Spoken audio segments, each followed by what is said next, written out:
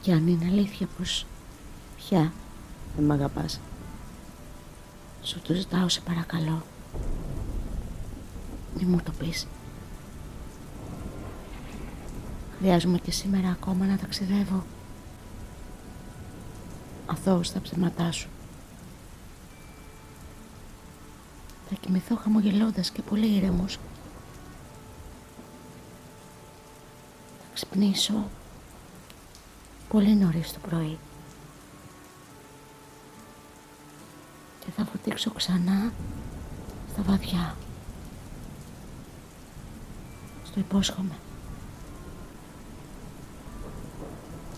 Απλά αυτή τη φορά χωρίς κουράγιο για διαμαρτυρία ή αντίρρηση. Θα βυθιστώ με τη θέλησή μου και χωρίς επιφυλάξεις. Στην απερέντωσή της εγκατάλειψής σου